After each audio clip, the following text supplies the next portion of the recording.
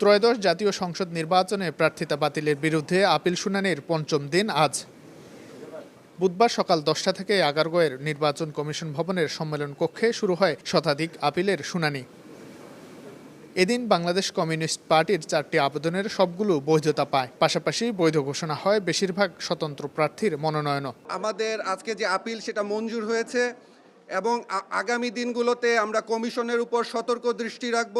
আজকে আমরা শুধু এই 4 জনই না, 26 জন প্রার্থী ভুক্তভোগী কেন নামঞ্জুর করে দিছে, আমরা পরে অনুসন্ধান করলাম যে এইটা তারা মনে করতেছে যে স্বাধীনতার পক্ষের শক্তি হন একটাই আছে, এদেরকে কেমন করে ঘায়েল করা যায়। নির্বাচনী এলাকার 1% ভোটের সমর্থন সংবলিত স্বাক্ষরযুক্ত তালিকা মনোনয়নপত্রে যুক্ত করার বিধানই বিপাকে ফেলছে বলে মন্তব্য করেন প্রার্থীরা। এ নিয়ম বাতিলের দাবি তাদের।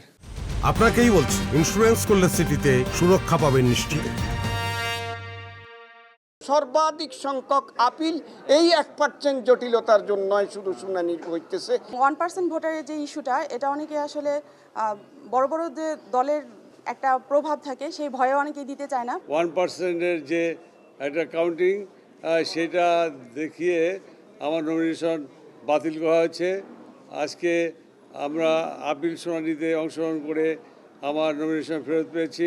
আমাদের যে সংবিধান, তার যে আর্টিকেল 66, তার সাথে এটা পুরোপুরি সামঞ্জস্যপূর্ণ নয়, এর মডিফিকেশন প্রয়োজন।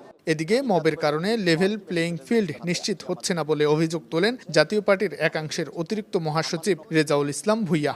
লেভেল প্লেইং ফিল্ড মাঠে মবের কারণে নষ্ট হচ্ছে। আমরা মনে করি যে আগামী সংসদ নির্বাচনে একটি অবাধ, সুষ্ঠু এবং নিরপেক্ষ নির্বাচনের জন্য লেভেল প্লেইং ফিল্ড থাকা খুবই দরকার। নাহলে গণতান্ত্রিক যে যাত্রা শুরু হয়েছে, যে ট্রেনের যাত্রা করেছে, সেই ট্রেন লাইনচ্যুত হওয়ার সম্ভাবনা থাকবে।